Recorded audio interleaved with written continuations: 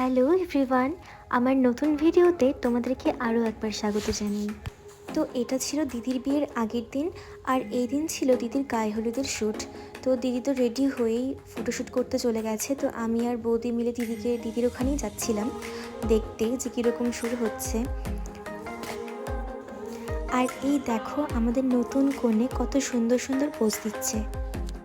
আমরা আগের থেকেই ভেবে রেখেছিলাম যে বিয়ের আগেই আমরা হলদি শ্যুটটা করে নেব, যেহেতু বিয়ের দিন সেভাবে টাইম পাওয়া যাবে না। তো বিয়ের আগে কোনো একটা দিন আমরা ঠিক করে হলদি শ্যুটটা করে নেব।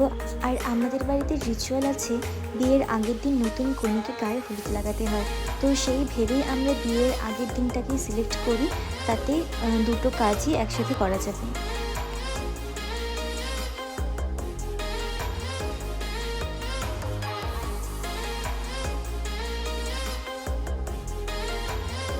তো এখন শুরুতেই সমস্ত রিচুয়ালগুলো হয়ে যাবে, তারপরে আমাদের যেসব ফাংশন আছে, নাচ গান, তারপরে বাকি যেসব মজা করে সেগুলো আমরা লাস্টে করব।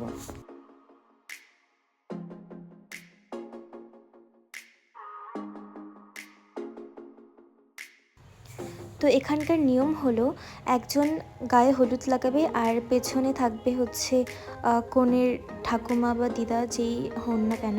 তো ইনি সাদা শাড়ি পরে যিনি আছেন তিনি হচ্ছেন আমার ঠাকুমা।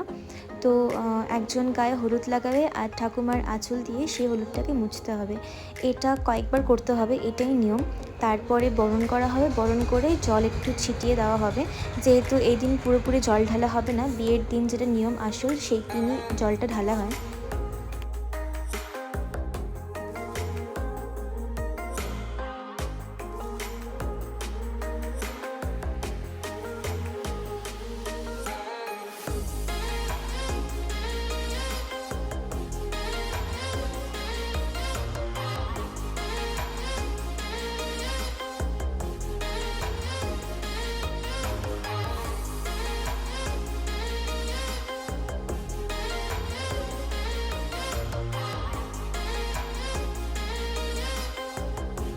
আর ব্যাস, তারপরে তো শুরু হয়ে গেল আমাদের ধামাকা।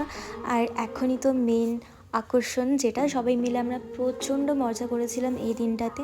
মানে মেহেন্দির দিন আমরা যতটা না আনন্দ করেছি, তার থেকে বেশি আনন্দ করেছি আমরা হলদির দিনে। এখন যে আমি ভয়েস ওভার দিতে বসেছি, তো আমার বারবার করে দিনটার কথা মনে পড়ছে। মানে ভীষণ মজা করেছি, যেটা মানে বলে বোঝানোর মতো নয়।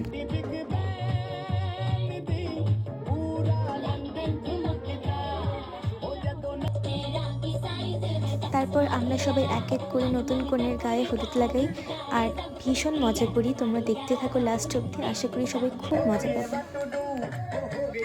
আর বাপি মাও চলে এসেছিল, মানে আমরা ভীষণ নাচও করেছি, বাপি মা সবাই খুব মজা করেছে।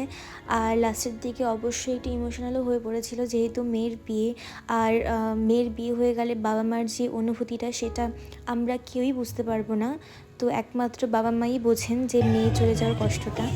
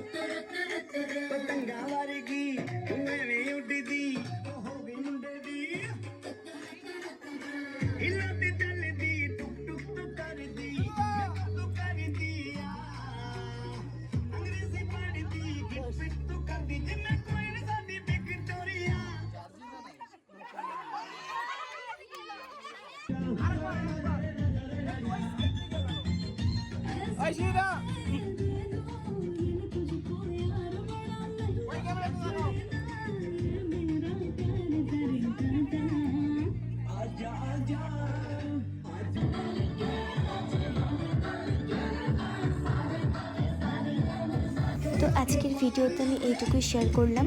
দেখা হচ্ছে অন্য কোনো ভিডিওতে। ততক্ষণের জন্য বাই, এবং সবাই সুস্থ থাকবেন, ভালো থাকবেন।